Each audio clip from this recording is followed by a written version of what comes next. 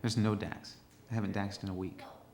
But tonight, lots of Dax. I'll put in Dax. Okay, I'm going to record this here. Okay, start that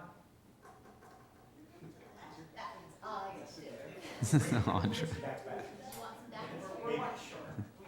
Did you say the Dax patch? I can't. Okay. Everybody ready? Ready? You. Paul? Yes. Can you give us a synchronization cue, please? Okay. Are we ready to go? I didn't hear action. And action. Is that your synchronization cue? Oh, good. Thank you. All right, Paul. Good.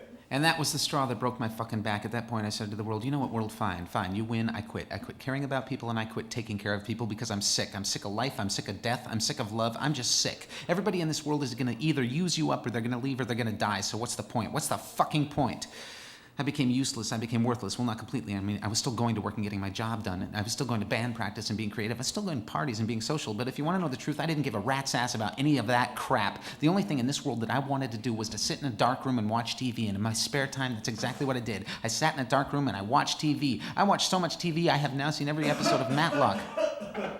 And my emotions became completely irrational. I found myself crying at the stupidest of times, like during that TV show Family Matters. You know, the show with Urkel? This is the stupidest show ever written. The worst writers in the world, the worst actors in the world, the worst directors in the world, the worst piece of garbage that's ever been on TV. But it's on TV, so I'm watching it. And if there's a touching moment between Urkel and somebody else, I find myself crying. And I'm not talking about just getting a little bit teary-eyed. I mean, I am borderline sobbing during the Urkel show.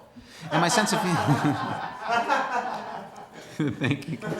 And my sense of humor became completely twisted. Not that it wasn't twisted before, but it became really twisted. I mean, I found myself laughing at tragedy. I started watching the nightly news like it was a sitcom. I mean, and if there was a car crash or a plane crash or somebody died for no reason whatsoever, I'd be crying like I'm watching an episode of Cheers. Get it? Watching an episode of Cheers. Now think about it. Think about it. So I'm sitting there and I'm talking about myself, and then I started playing. I started doing these weird things. Like I started playing crisscross with my wife, and my wife and I are playing crisscross, and I'm turning to her and I'm like, "Do I know you?" And then one time I was over there at the store and I bought myself a candy bar, and just a candy bar. I'm talking about a candy bar. It's just a little candy bar. It's a candy bar. You know what kind of candy bar it was? It was a Snickers bar. Can you believe that? I bought me a Snickers bar and I'm eating the Snickers bar and I'm thinking to myself, oh my gosh, Snickers. Snickers is the best candy bar in the world. And I started... Well, you've been working on the show. I've been changing a few things around.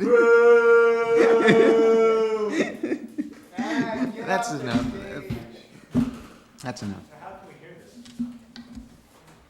All right, everybody.